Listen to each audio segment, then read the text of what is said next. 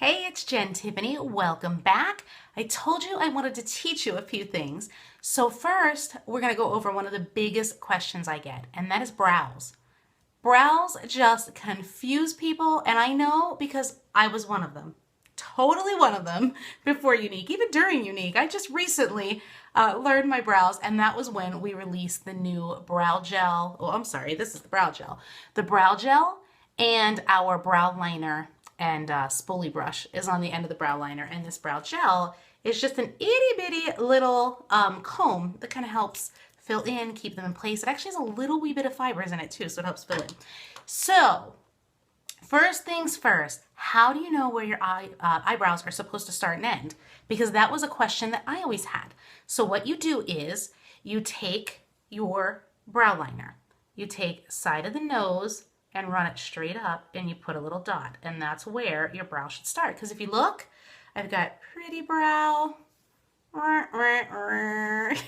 that's regular brow, and actually, even though I took it off, our products are great, there's still a little bit on. So you can see the difference between the two. Okay, so up the side of the nose, do a dot. Your arch goes side of the nose through your pupil, and that's where your natural arch should be. And then end of the brow should be side of the nose through the corner of the eye and up, and you put a little guide mark there. So now with this really, this is a much thinner point than you're going to find with our liners. And what you do, and I'm going to cheat in my mirror, but hopefully you can see, is I'm going to take that little dot, and we're just going to start doing really light strokes, and just like little tiny strokes, because we want it to look like hair. We don't want it to look like we took a Sharpie and drew our eyebrow on. We want to make it look as natural as possible. So first I kind of fill in, going up and down, and then a little bit along the natural curve of the brow. We're doing just these little hair-like strokes. And then I will kind of just give it a little more definition there at the end. Then we're going to take it and we're going to go and we're going to line the underside of it. Again, just short little strokes that you see me doing here.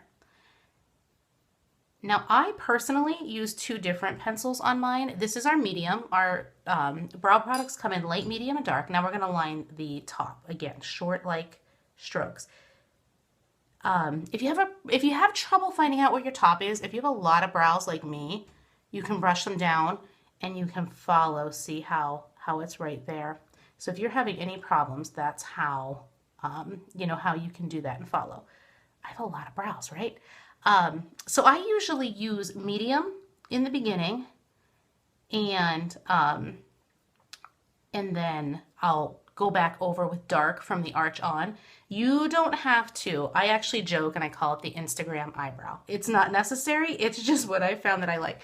So after we fill everything in, then we take our spoolie and we start to brush it, and that's going to help distribute some of the products. Now, because I was not paying attention real good and I was talking to you, you can see we've got a little more of an arch over here than we do over here. But you know what? That's okay, because brows are sisters. They're not twins. So don't fret over having the perfect brow, because you're never going to get it. I'm going to skip doing the dark just for the sake of time, and I'm going to show you this little brow gel, and all you do is just real lightly, you just brush that on, and it's going to keep those brows in place.